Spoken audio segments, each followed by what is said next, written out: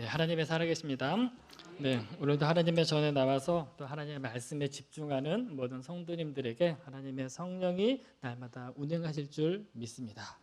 우리가 성령의 인도하심을 받는다, 또 하나님의 뜻 가운데 살겠다라고 하면 우리의 계획대로 되는 것은 없는 것 같아요. 왜냐하면 우리는 계획할 뿐이지만 그 걸음을 인도하시는 분이 하나님이시잖아요. 그러니까 하나님께서 우리의 걸음을 한 걸음 한 걸음 움직이게끔 하실 때에 하나님의 역사는 그때부터 시작이 된다는 겁니다. 그러나 우리는 하나님의 그 역사가 한 걸음 한 걸음 내딜 때마다 나타나는 것처럼 여전히 하나님의 지배하에 있음에도 불구하고 온전히 그분 앞에 순종하지 않을 때는 우리가 우리 스스로 우리의 발걸음을 움직이며 살아갑니다. 그래서 계속 우리 발걸음은 항상 하나님 앞에 가야 되는데 하나님과 상관없이 세상의 것들을 쫓아가는 그런 모습도 우리 안에 있다는 겁니다. 그래서 우리는 항상 우리의 발걸음이 진짜 우리의 목표이신 주님의 발자국을 따라서 가고 있는지 항상 점검할 필요가 있다는 겁니다. 그 점검의 표가 무엇이냐라고 물어보면 하나님의 말씀밖에 없다는 거겠죠. 그래서 이 말씀을 읽을 때 우리가 그 말씀 속에서 숨겨진 하나님의 뜻을 발견하는 것도 좋지만 그때 그 당시 예수 그리스도께서 왜 그런 말씀을 하나님의 택한 자들에게 말씀하셨는지 우리는 자꾸 생각해야 한다는 겁니다. 그때 그 당시 백성들에게 예수 그리스도가 그렇게 말씀하셨다면 이 시대를 살고 있는 우리들에게도 분명히 뭐라고 말씀하실 겁니다. 그 말씀하신 것 앞에 우리가 순종하지 않거나 우리가 듣기를 거부하기 시작한다면 우리는 성령의 인도하심으로 살아가는 것이 아니라 내 뜻과 내 방법과 내 수단으로 살아가는 자밖에 불과하다는 거예요. 우리 일평생 우리가 아무리 길어도 우리가 100세 이전까지는 100세까지 너무 기나요?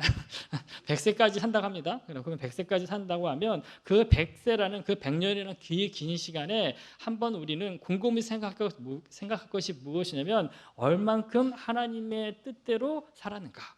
우리의 시간들을 다 모아가지고 한번 따져보는 겁니다. 우리가 태어나서부터 우리가 하나님 앞에 들림받을 때까지 그 수많은 시간들이 있었는데 그 시간 하나님 앞에 함량된 그 시간은 과연 얼마일까? 그렇죠? 항상 그 질문을 우리 스스로에게 던지고 저도 항상 그런 질문을 던지고 있습니다. 왜냐하면 그런 것들을 하지 않는다 그러면 우리 날마다의 삶이 하나님과 동행함에도 불구하고 자꾸 그분을 잊어먹고 있어요. 왜냐하면 저는 요즘에 유튜브를 자주 봐요. 자주 보면서 제가 좋아하는 것들을 봅니다. 근데 그 제가 좋아하는 것들을 보면 항상 좋은 정보만 있는 것이 아니라 좋지 않은 것들도 있잖아요. 그러면서 어떻게 돼요? 신앙과 반대적인 것들도 나타난다는 겁니다. 그런데 신앙과 반대적인 것들을 내가 볼 때에도 여전히 나의 그 마음은 그쪽으로 계속 가고 있다는 거예요. 누군가 제지하지 않는다면, 누군가 말하지 않는다면 우리가 그거를 끌어버릴 수 없다는 거죠. 그것이 바로 그냥 유튜브 보는 그것만 있는 것이 아니라 우리들의 삶이 다 그렇다는 겁니다. 누군가 우리가 잘못된 길을 가고 있다면 제지하는 사람이 있어야 되는데 그 제지하는 사람을 내 주변에 아무도 없다라고 하면 내 멋대로예요. 내 멋대로. 그리고 나서 내가 하는 모든 것들이 옳은 양 그렇게 착각하면서 살아갈 수 있다는 거예요. 그래서 우리는 항상 두려움으로 항상 우리 자신을 되돌아보아야 할 필요가 있다는 겁니다. 오늘 본문의 말씀에 보면 우리가 어떤 말씀이 있냐면 오늘 딱 보면 20절부터 24절까지 내용은 뭐예요? 한마디로 이야기하면 화 있을 찐저예요. 왜요? 화를 당할 만한 그 이유가 그때 그 당시 그곳에 살고 있는 사람들에게 있었다라는 거죠. 그렇죠? 하나님이 그 땅에 있는 그 백성들에게 그 백성들이 하나님의 뜻대로 살고 하나님을 경외하고 하나님을 찬양하고 하나님의 이름을 높였다고 한다면 굳이 그들을 향해서 화 있을 찐저라고 얘기하지 않아요. 다르게 이야기하면 구약시대의 하나님의 백성이라고 얘기하는 이스라엘 백성들이 하나님의 백성다운 삶을 살지 않았을 때에 하나님의 장치는 무엇이냐면 선지자를 그곳 가운데 보내셨다는 겁니다. 선지자가 나타났다. 우리에게 희망이 있다. 우리는 그렇게 받아들이지만 한번 곰곰이 생각해보면 우리는 그 선지자가 나타나는 것만으로 우리가 지금 하나님에서부터 얼마나 많이 멀어져 갔구나 라는 것들에 대한 경각심을 가지고 살아가야 한다는 거죠. 왜냐하면 선지자 한 사람이 중요한 것이 아니에요. 왜 선지자를 그 땅 가운데 보낼 수밖에 없는 하나님의 그 애타는 그 마음을 우리가 알지 못한다 그러면 우리는 그냥 그대로 선지자 한 사람, 능력 있는 그 사람만 계속 추정하면서 따라가는 하나님의 사람밖에 되지 않는다는 거예요. 근데 중요한 것은 하나님은 선지자 한 사람을 보냈고 그 선지자를 통해서 하나님의 나라를 다시 회복하기 위해서 보냈음에도 불구하고 사람들은 누구에게 관심이 있냐면 그 나타난 눈에 보이는 것들에게만 관심을 가졌다는 겁니다. 보세요. 우리가 화 있을진저 독사의 자식들아 라고 얘기하면 화를 선포하면 대상이 있을 거예요. 그렇죠? 내가 막 욕을 하면 앞에 욕먹는 대상이 있을 거 아닙니까? 근데 오늘 본문에 보면 그 욕먹는 대상이 사람이에요? 고라신이라는 사람이 없습니다. 벳세다라는 사람이 없어요. 가버나움이라는 사람이 없어요. 다르게 이야기하면 뭐냐면 이곳은 유대 그리스도인이라는 하나님의 백성이라고 이야기하는 백성들이 살고 있는 그 성읍이었다는 겁니다. 하나님의 백성이 하나님의 그 성읍을 이루고 살았다 그러면 그 땅도 분명히 하나님 말씀에 더 깊이 알고 하나님의 뜻하신 것을 발견했다 그러면 그들은 이 땅 가운데 오신 그 예수 그리스도에게 집중했어야 될 겁니다. 안 하잖아요. 그래서 예수님이 뭐예요? 그 땅 가운데 그분의 사역의 거의 대부분을 그곳 가운데서 기적과 이적과 놀라운 권능을 그 땅 가운데 베푸시잖아요. 그럼 베풀었다면 하나님의 기적이 나타났습니다. 하나님이 우리를 고쳐주셨고 하나님이 나를 살려주셨습니다 라고 하면 우리는 그 살아있는 기적을 베푼 그거에만 관심이 있지 누구에게요? 예수 그리스도에게 집중하지 않았다는 거예요. 그러니까 결국 뭐예요? 예수 그리스도가 누구를 향하냐면 고라신을 향해서 벳세다를 향해 가버나움을 향해서 화 있을 찐저라고 이야기하고 있다는 겁니다. 오늘은 책망과 감사라는 제목으로 말씀을 전합니다. 책망 듣고 싶지 않잖아요. 그렇잖아요. 누구나 격려, 칭찬받고 싶어 하지 책망받는 거 원치 않습니다. 근데 구약에 보면 한 사람이 있어요. 한 사람이 하나님의 선지자가 나타나고 그가 이스라엘 백성들에게 계속 이야기합니다. 그래서 그를 가리켜 사람들은 눈물의 선지자라고 얘기해요. 근데 그가 눈물의 선지자라고만 기억되는 것이 아니라 그 눈물 이면에 뭐가 있냐면 사랑의 선지자로 바라보는 분도 있다는 거예요. 그가 이스라엘 백성들이 지금 다 망해가고 조만간 바벨론의 포로 가운데 빠질 수밖에 없는 그 상황에 처해 있는 것을 그가 하나님으로부터 말씀을 듣고 난 이후에 그의 마음에 찢어짐들이 있잖아요. 하나님의 택한 백성들이 하나님 앞에 지금 곧 징계가 임하는데 그 징계를 보지 않고 잠시 잠깐의 기쁨, 쾌락, 평안하다 우리에게는 영원한 평안만 있을 것이다 그렇게 스스로에게 세뇌 당하면서 계속 있잖아요. 그것을 보고 있는 예레미야 그 선지자는 어떤 심정이었을까요? 그 심정이 지금 오늘 본문에 나와 있는 예수님의 심정과 거의 똑같지 않을까요?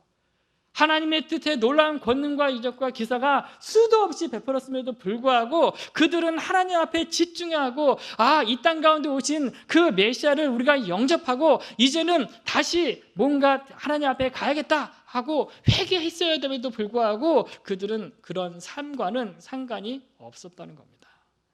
그래서 기억하셔야 돼요. 우리가 책망을 통해서 기억해야 할 것은 다른 것이 아니라 하나님의 책망은 책망으로 끝나는 것이 아니에요. 만약에 우리가 하나님 앞에 책망을 받았다면 하나님이 우리에게 책망을 하시는 이유가 있을 것이고 우리가 그 이유를 깨닫는다면 어때요? 지금의 삶에서 돌아키면 된다는 겁니다.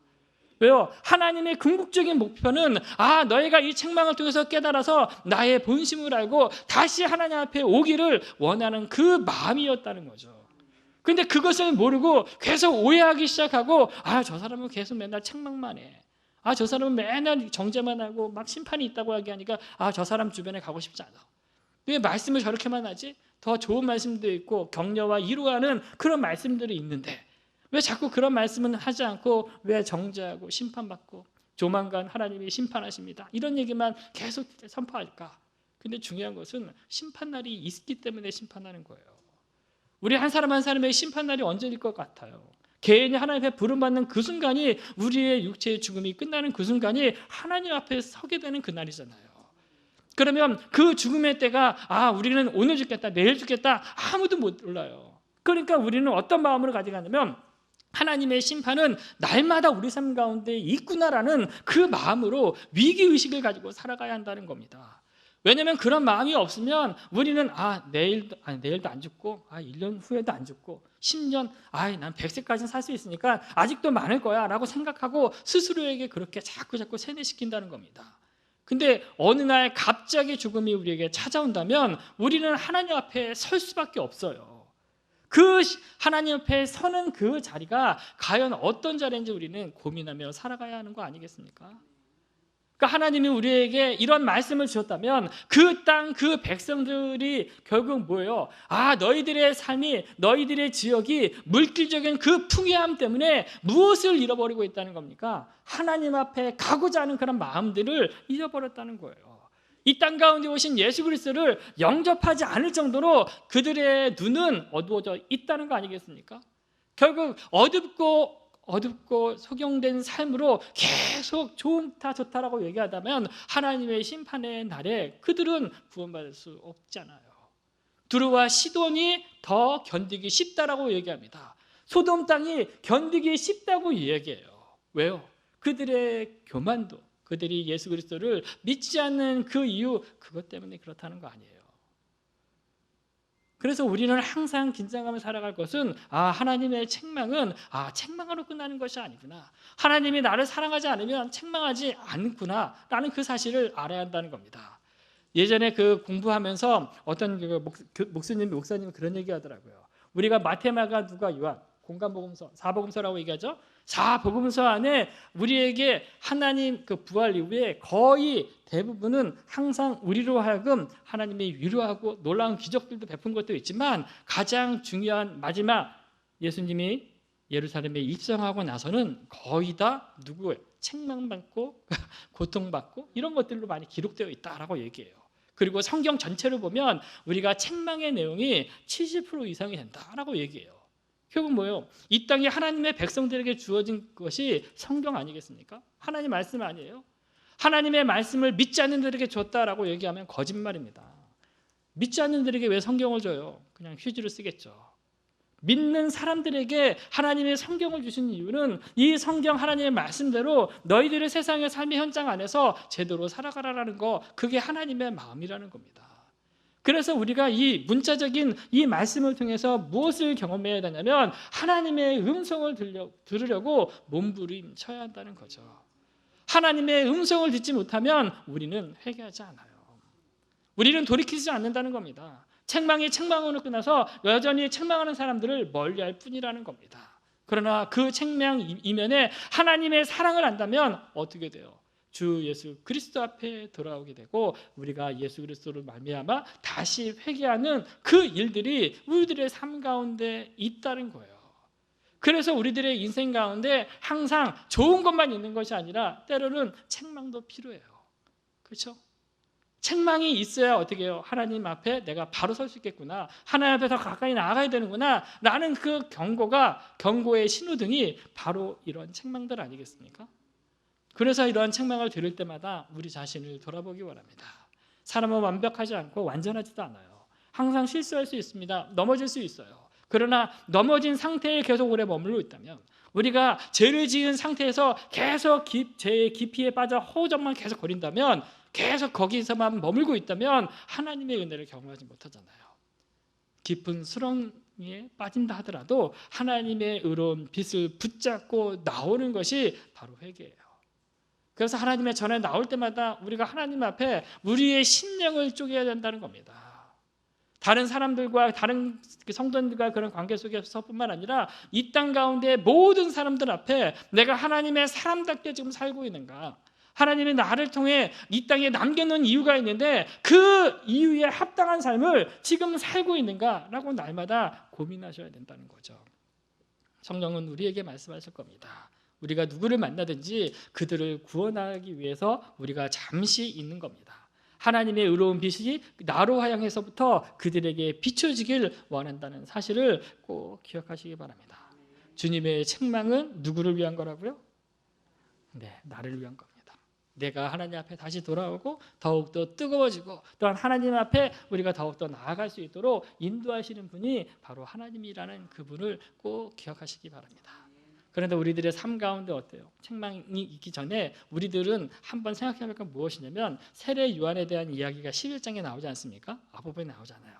그러니까 세례 요한이 지금 상황이 어떤 상황이냐면 에어컨 좀 켜주겠습니까? 그 세례 요한의 상황은 감옥이라는 곳에 딱 갇혀 있는 상황이잖아요.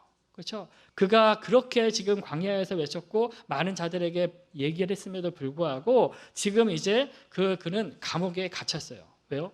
헤로디아 사건 때문에 갇힌 거 아니겠습니까? 그렇죠? 그는 그 감옥에 갇혀 있을 때 그가 고민했던 건 무엇이냐면 우리가 언제까지 우리가 기다리는 이가 누구인가라는 고민이 시작이 됐겠죠. 그래서 뭐예요? 우리가 다른 일을 기다립니까? 당신입니까? 아니면 다른 일을 기다려야 합니까? 라는 그 의문을 그 제자들 통해서 예수님에게 이야기하잖아요. 왜요? 믿음이 충만한다 하더라도 때로는 우리들의 삶의 현장 안에서 잠시 흔들릴 수 있어요. 그러니까 예수님은 실족이라는 얘기를 표현하셨지만 우리들이 세상을 살면서 실족할 수 있다는 겁니다. 그러나 그 실족이 실족으로 영원히 끝나지 않는 것은 그 끝나지 않는 그런 삶을 우리는 살아야 한다는 거예요. 누구로부터 그 실족한 것이 다시 회복되냐면 예수 그리스도로부터 시작이 되잖아요. 그러면서 세례 요한에 대해서 예수님이 무엇을 증거하냐면 너희들이 광야에 무엇을 보려고 나갔느냐? 무엇을 보려고 나갔어요? 무엇을 보러 갔습니까? 다르게 이야기하면 흔들리는 갈대냐?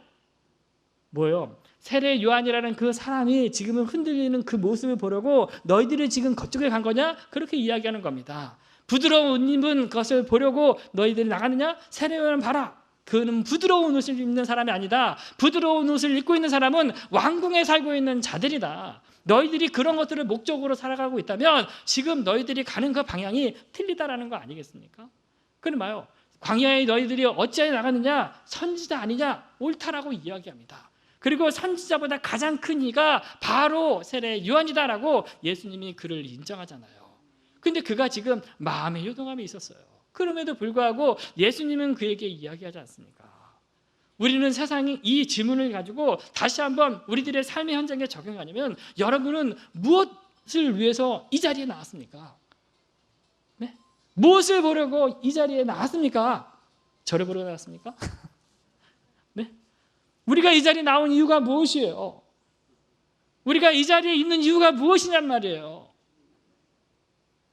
그냥 앞에서 사람들이 말씀하는 그 말씀만 우리가 듣고자 나오는가요? 아니잖아요. 하나님 아니겠습니까? 하나님 앞에 내가 더 하나님을 알고자 하는 그런 몸부림 때문에 우리가 지금 힘들어도 이 자리에 나온 거예요. 코로나 위험 속에서도 감염의 위협을 무릅쓰더라도 이 자리에 나온 거예요. 왜요? 하나님을 알려고, 하나님을 만나려고, 또 하나님의 말씀한 그 성전에 대한 그 마음 때문에 우리 자리가 있다는 거잖아요. 우리가 이 자리에서 다른 누구 흔들리는 그 갈대처럼 우리가 목사님을 부르고 나왔다고 하면 우리의 믿음의 근거는 아니라는 겁니다. 우리가 이 자리에서 잘생기고 멋진 사람들을 만나기 위해서 예배당에 나왔다 그러면 우리의 믿음은 다시 한번 점검해야 되겠죠. 근데 그게 아니잖아요. 우리가 이 자리에 있는 것은 다른 것이 아니라 하나님의 말씀 아니겠습니까?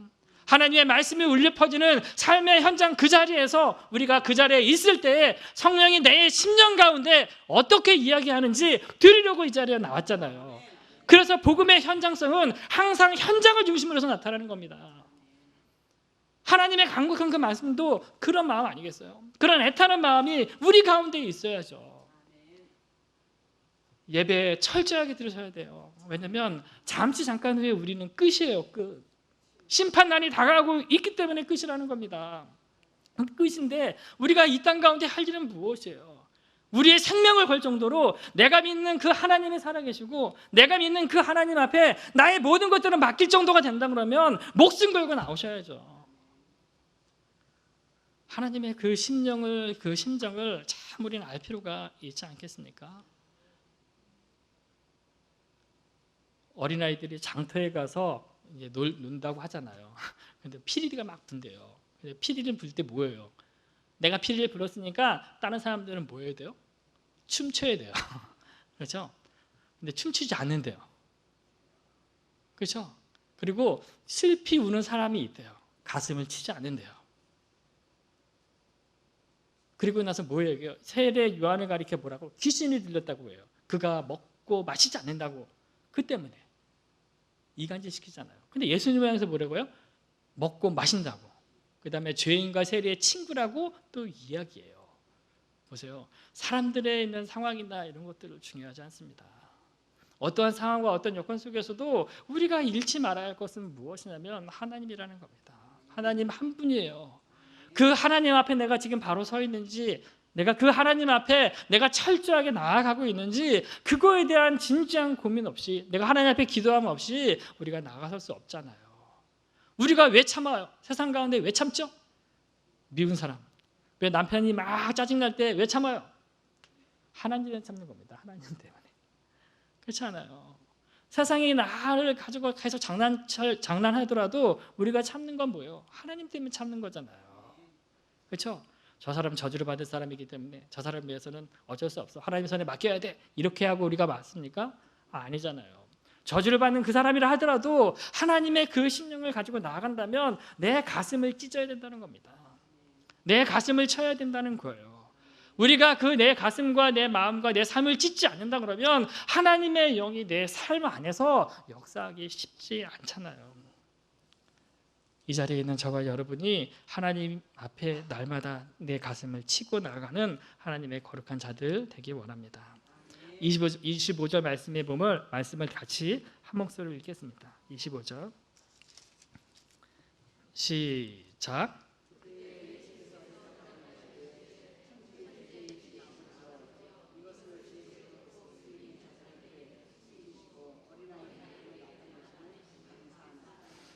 네, 우리가 감사할 것은 또 우리가 회개하는 건 책망이지만 다른 한편으로는 감사의 조건이 될 수 있어요. 두 번째는 숨기시지 않고 나타내 보이셨다라고 이야기합니다. 지혜와 실기 있는 사람들은 똑똑하다고 이야기해요. 하나님의 말씀을 내가 다 아는 것처럼 이야기해요. 그래서 항상 추구하는 건 뭐예요? 세상 지식 아니겠습니까? 지혜 아니겠습니까? 많은 것들을 책을 통해서 많이 습득을 하잖아요. 근데 보세요. 하나님을 만나지 않으면, 하나님을 경험하지 않으면 세상에 흘러가는 그 학문은 세상적인 학문에 불과하다는 겁니다. 신학 교수님들도 하나님을 믿지 않고 가르친다 그러면 우리는 죽은 학문을 배우는 거와 똑같다는 겁니다. 내가 하나님의 말씀을 연구한다, 내가 하나님의 말씀을 읽는다라고 할 때에 우리 머릿속에 가지고 있는 생각은 무엇이냐면 하나님의 말씀이구나, 살아있구나, 그래서 공부하는 거예요. 그래서 읽는 거예요. 근데 이것을 단지 내가 하나님을 알아가는 지식으로만 충족하려고 우리가 하나님의 말씀을 읽거나 하나님의 말씀을 연구한다면 거기서 끝이 나요. 하나님의 말씀이 살아있다는 것은 무엇이냐면 우리가 이 말씀을 많이 암송했다고 해서 되는 것이 아니라 이 말씀이 내 삶 가운데 오늘 내가 만나는 사람들에게, 내가 있는 그 가정이나 학교나 그 다음에 만나는 어디든지 간에 항상 지금 나에게 어떻게 말씀하시는지 들어야 한다는 거잖아요. 그래서 보세요. 이 말씀을 우리가 더 가까이 가면 갈수록 우리가 보이는 분이 있는데 그분이 바로 누구예요? 예수 그리스도예요. 그 복음이라는 겁니다. 그래서 지혜와 실기 있는 자들에게는 숨기셨다는 건 뭐냐면 그들이 아무리 뛰어나고 똑똑한다 하더라도, 서기관과 바리새인이라 한다 하더라도 뭐예요? 복음을 깨닫지 못했다는 겁니다. 그래서 숨겼다고 이야기해요. 그러나 어린아이처럼 순박하고 젖먹이처럼 오직 순수하게 받아들이는 그 사람들에게는 뭐가 나타난다고요? 하나님의 말씀, 복음이 나타난다고 이야기해요. 그래서 숨겼다, 감추었다라는 것을 통해서 우리가 기억해야 할 것은 뭐냐면 하나님의 그 말씀이 나에게 주어졌다는 그 사실만큼 우리가 흔들리지 말아야 한다는 거죠. 그리고 그 복음이 나에게 오기까지 얼마나 많은 사람들의 수고가 있었고, 얼마나 많은 사람들의 순교가 있었고, 얼마나 많은 사람들의 그 간절한 기도가 있었는지 우리가 알아야 한다는 거 아니겠습니까? 말씀을 지키고자 처음 초대교회부터 지금 우리 21세기를 살아가고 있는 우리들까지 전달되어 있는 그 모든 기독교가 전파되는 것들을 보면 하나님의 사람이 때에 맞게끔 목숨을 걸고 나갔잖아요. 무엇 때문에 목숨을 걸어요? 하나님이 살아계시다는 거 아니겠습니까? 이 땅에 오신 예수 그리스도 그 복음 때문에 그들이 목숨을 걸었다는 거예요. 세상에 다른 것 때문에 우리가 목숨을 거는 것이 아니라 하나님의 말씀과 살아계신 그 하나님과 영적인 그 싸움, 우리가 그것을 위해서는 우리가 목숨을 걸고 싸울 필요가 있다는 거잖아요. 근데 우리는 가면 갈수록 이 복음을 너무 쉽게 생각합니다. 어떻게 예수님의 종의 모습으로 왔지? 왜 육신을 입고 왔지? 왜 고난과 핍박과 화난을 당하셨지? 왜 십자가에 달려 죽으셨지? 왜 승천하셨고 그 다음에 곧 오신다는데 왜 오시지 않지? 근데 보세요. 예수님이 오시지 않는 게 아니에요. 오신다고 합니다. 언제인지는 몰라요. 그러나 반드시 오실 겁니다. 왜요? 하나님이 그렇게 말씀하셨기 때문에. 그러니까 우리는 예수님이 오실 때에 우리가 준비된 그 여인들처럼 항상 준비되면서 그분을 맞이할 책임이 우리들에게 주어져 있는 거예요. 우리가 먼저 복음을 받아들이기 때문에 복음을 받아들이지 않는, 믿지 않는 우리의 가족들뿐만 아니라 주변에 있는 사람들에게 항상 복음을 증거하려고 몸부림쳐야 되는 겁니다. 그것이 우리가 이 땅 가운데 지금 살아있는 이유예요. 복음을 증거하는 게. 왜요? 나와 같은 사람도 구원해 주셨잖아요. 그러면 뭐요? 주변에 있는 얼마나 많은 사람들 하나님이 구원하려고 몸부림치는지 우리가 그 마음을 헤아릴 필요가 있겠죠. 기억하십시오.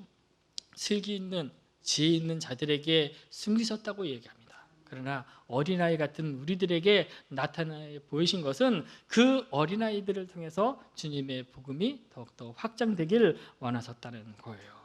많은 사람들이 하나님의 말씀을 연구합니다. 또 하나님의 말씀을 읽어요. 그리고 그 말씀하지만 잘못된 길로 간 사람들도 허다하잖아요.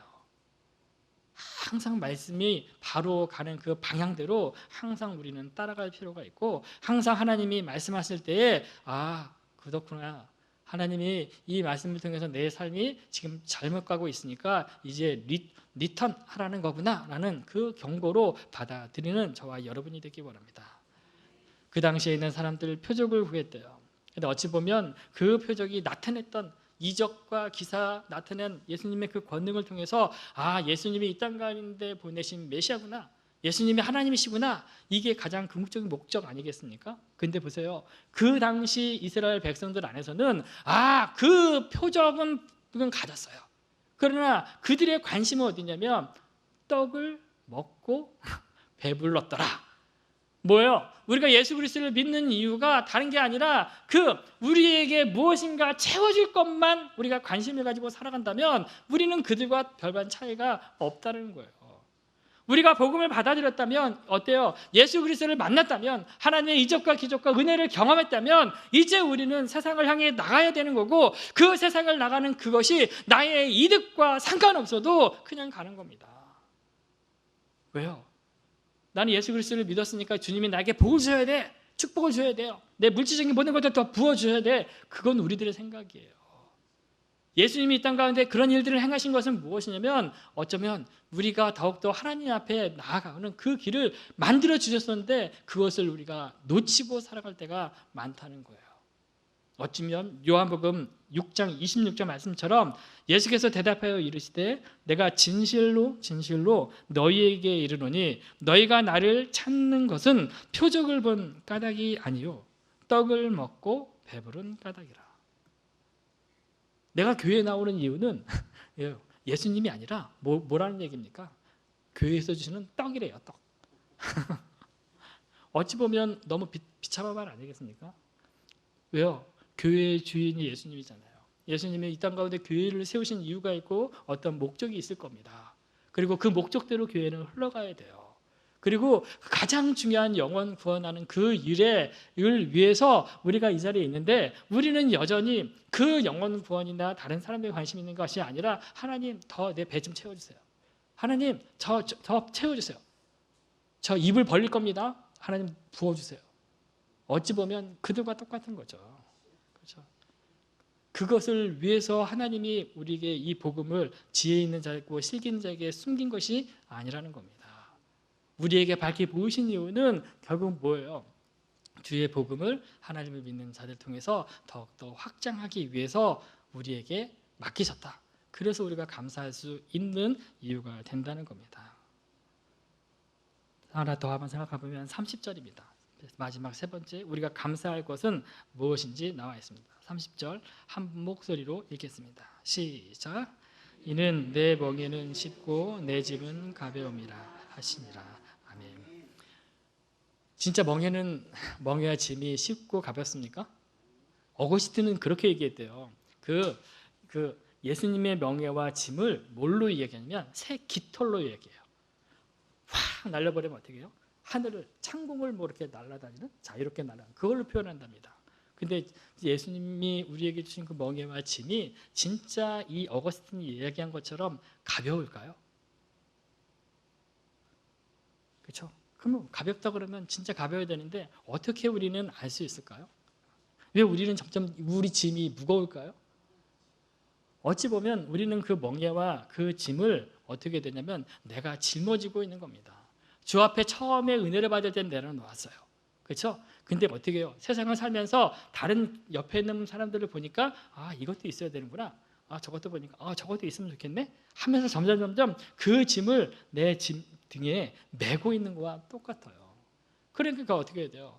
우리가 이 주변에 있는 그런 것들을 내려놓지 않는다 그러면 우리는 가벼워질 수 없어요. 예수님이 진 그 멍에가 가벼울까요? 보세요. 예수님의 종의 모습으로 왔잖아요. 철저하게 낮췄잖아요. 하나님이 사람이 됐다는 것은 뭐냐면 하나님으로서의 가지고 있는 모든 것들을 다 내려놓은 겁니다. 예수님이 30년이라는 그 33년이라고 얘기하고 30년 동안은 뭐예요? 사역을 안 하시잖아요. 집안일 열심히 하셨잖아요. 그렇죠? 목소리 열심히 했습니다. 그때 하나님에도 불구하고 하나님의 것들을 드러내지 않는 거 얼마나 갑갑하셨을까요?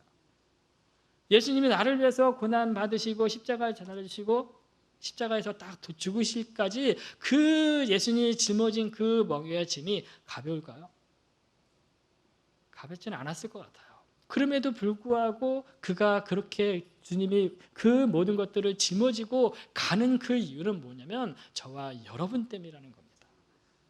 저와 여러분이 이 모든 무거운 짐에서 해방되기 원한다는 겁니다.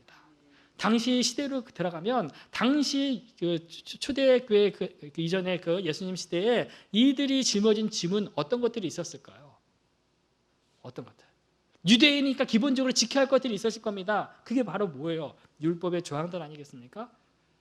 율법의 그 조항들을 지키려고 하면 얼마나 힘들어요. 근데 또 하나 그것만 있을까요? 영적으로는 못해요. 죄의 짐을 이들은 또한 지었을 거예요. 이 두 가지만 해도 버거울 겁니다. 근데 그 당시 그들은 로마의 속국이었잖아요. 그러니까 뭐예요? 로마에 내가 무엇인가 바쳐야 되잖아요. 세금을 내야 되잖아요. 육체적으로 정신적으로 얼마나 큰 짐을 지고 있었을까요? 근데 그 모든 짐을 누구한테 맡겨버리라고 얘기해요? 예수님한테 나가려. 그러니까 그 짐을 내가 예수님 앞에 내려놓고 하나님의 인도함을 받는다는 것은 철저하지 않는다면, 철저히 맡기지 않는다 그러면 내가 조금만 내가 그 짐을 내려놓지 않는다면 여전히 나는 그 짐을 지고 있는 겁니다. 주님이 그 모든 것들을 우리가 멍에와 짐이 가볍다는 것은 결국 뭐예요? 이 모든 것들을 주님 앞에 이양했기 때문에 결국 우리가 가볍다는 거예요.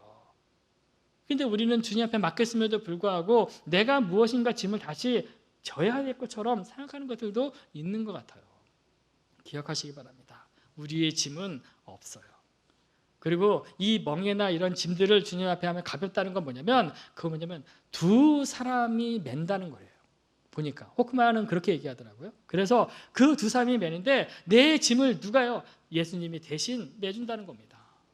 그래서 우리가 가볍다 쉽다라는 것이죠. 그러니까 예수님이 없으면 나는 여전히 무거운 상태로 살 수밖에 없어요.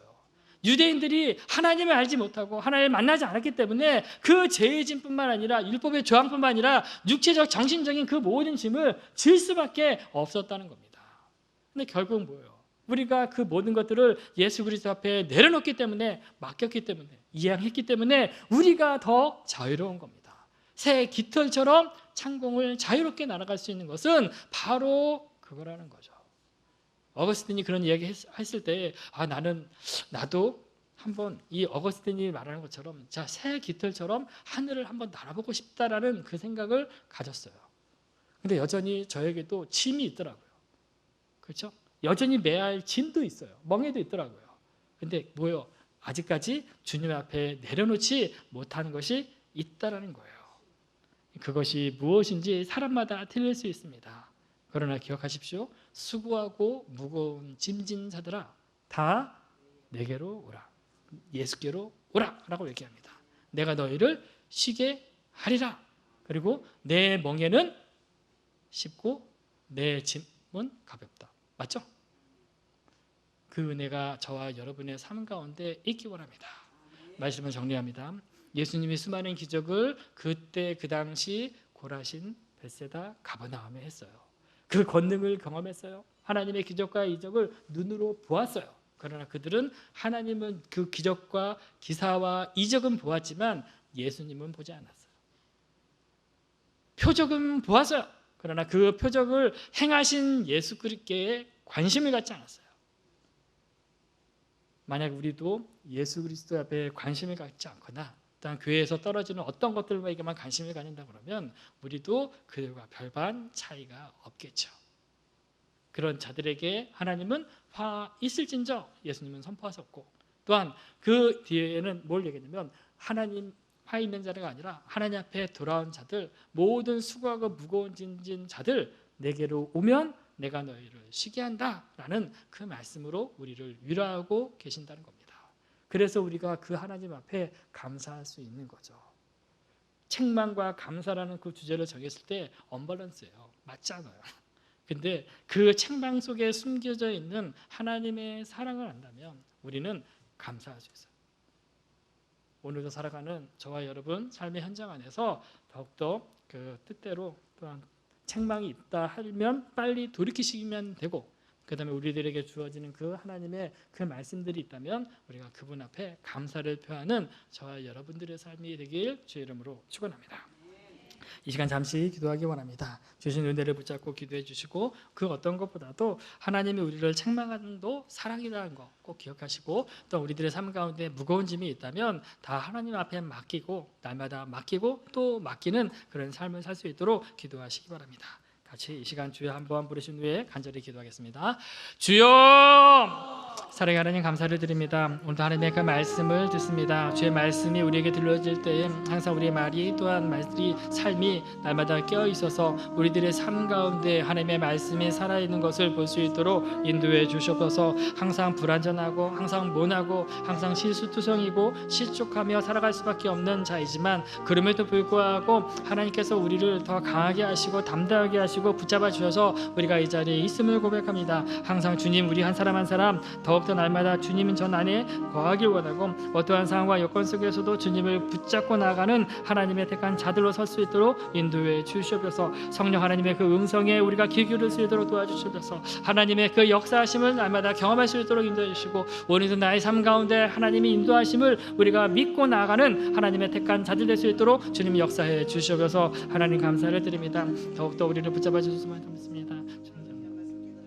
사랑의 하나님 감사를 드립니다. 항상 우리가 표적을 바라보고 나아가는 것이 아니라 하나님 그 표적을 행하신 그 예수님이 어떤 분이신지 항상 우리가 그분 앞에 집중하며 나가는 하나님의 자녀들 될 수 있도록 인도해 주셔서, 때로는 우리들의 삶 가운데 하나님 또한 상처받고 실족할 수 있지만, 하나님 또한 우리가 그곳으로 인하여 책망받을 수 있지만 그 책망 그 이후에 하나님의 사랑이 있다는 것을 우리가 알고 주 앞에 돌아오는 회개하는 하나님의 거룩한 자들로 우리가 설 수 있도록 인도해 주셔서, 우리에게 주신 그 하나님의 그 사랑에 날마다 감사를 표하고 주어지는 그 일들 속에서도 항상 주님 앞에 고백하는 살아있는 하나님의 거룩한 자들 될 수 있도록 인도해 주셔서 감사를 드리며 우리를 구원하신 예수 그리스도의 이름으로 기도합니다.